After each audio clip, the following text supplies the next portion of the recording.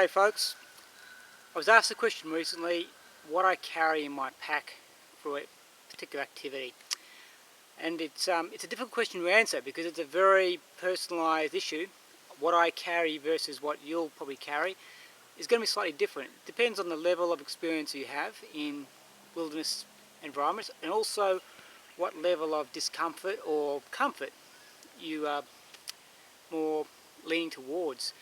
So I guess the most honest way I can approach this particular question is just to take a pack that I've used recently on a 4-day activity, open it up and have a look, and I'll explain what's in there and why it's in there, and hopefully that'll answer the question we've just been delivered. So let's have a look inside, guys. Now this is the Plat Attack Medium Assault Pack. We've had a look at this before. We're going to do a more detailed review of it in a little while. But this one has been configured with external pouches because that's the way I'm comfortable operating. If that's not you, that's a personal choice.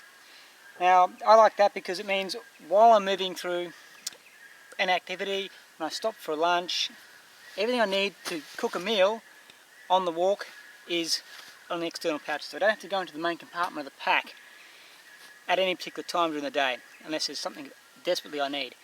That just minimises the chance of leaving stuff behind, and it also just makes it more expedient for me to get stuff out during the course of the day. So I've got a cooking set in this front pouch. I have got my brew gear in this top pouch.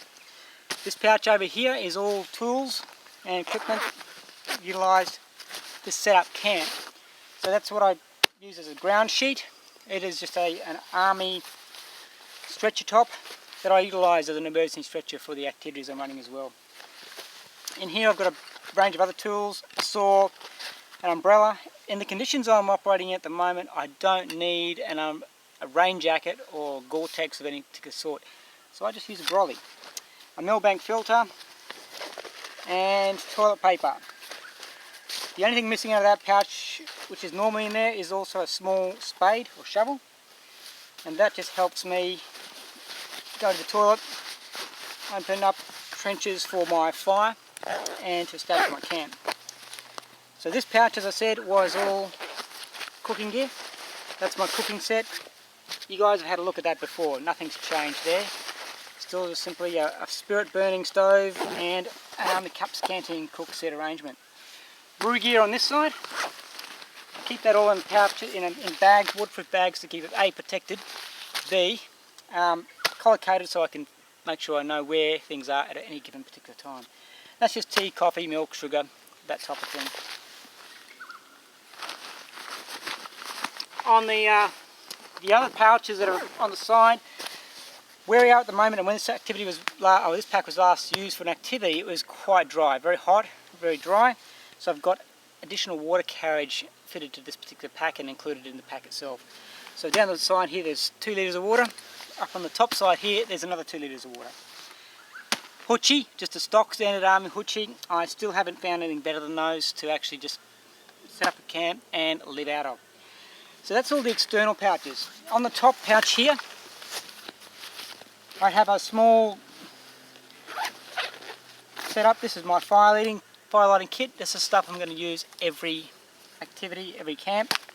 And then a small bag of goodies that I utilise day-to-day stuff. So knife sharpening kits, trapping gear, head nets, electrical tape, spare cordage, that type of thing.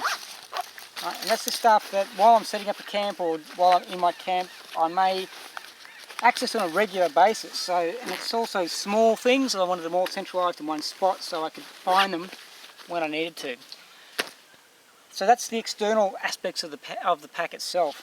Internally, and I'll open this suitcase fashion so you can sort of see how it rolls.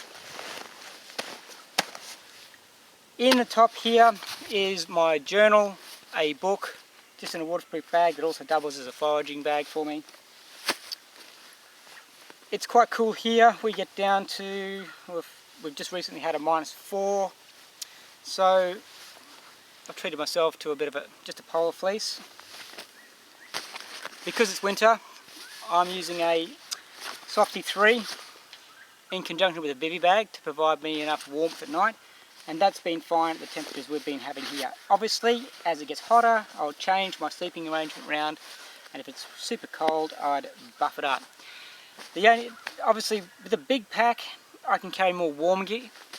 With a pack this size, it's about 45 litre configuration, nearly 50 litres with the extra stuff I've got on the outside of it. I can tend to be restricted on what I actually carried. Communications gear and solar recharging, battery power storage stuff for my communications and cameras.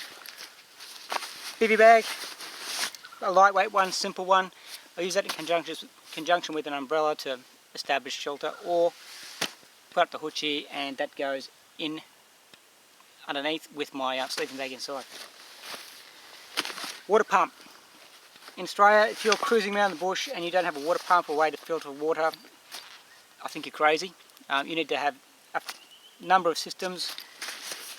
I use all stainless steel water bottles. I have at least 2 of these in every pack that I utilise. That's my baseline boiling capability. I also use a metal cup and a metal pot. So I have at least the capability to boil water as a baseline system for keeping myself hydrated. A filter, this is just a Katadyn Vario. A filter, perfect for coming across muddy dams, local water holes, creeks, streams, to get myself safe, clean, purified drinking water. So it's worth the weight, worth the volume it carries. This is my food bag. It's looking a little empty at the moment. It normally is probably full, and I usually only carry about a kilogram of food total. A lot of that is dried products,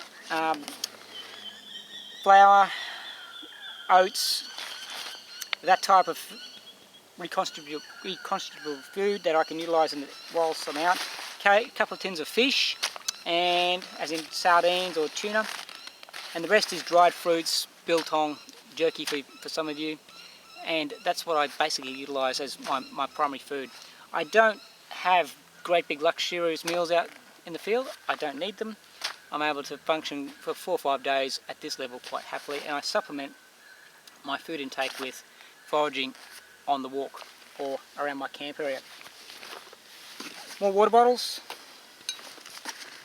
Got a wet weather, a tinder kit in here, medical equipment, okay, just a simple med kit, and in the bottom is my transpiration bags. Again, in this country, travelling and operating in the bush without transpiration bags, one day you're going to get caught. Having a filter and having carried water is one aspect of things, but not having transpiration bags to be able to derive water from the environment, you're just setting yourself up for a big hit at some point. So that's the internal aspect of the pack.